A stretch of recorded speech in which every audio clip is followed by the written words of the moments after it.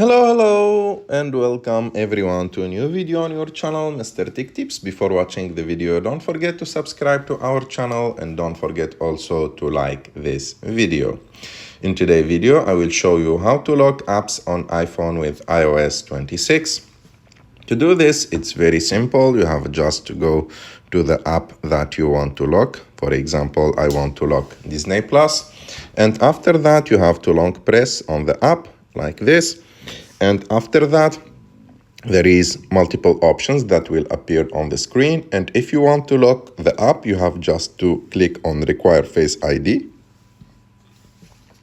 And as you can see now, there is multiple options that appear in the screen.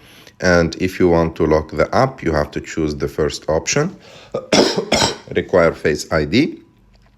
And if you want also to lock this app and hide it, you have to choose the second option, Hide and Require Face ID.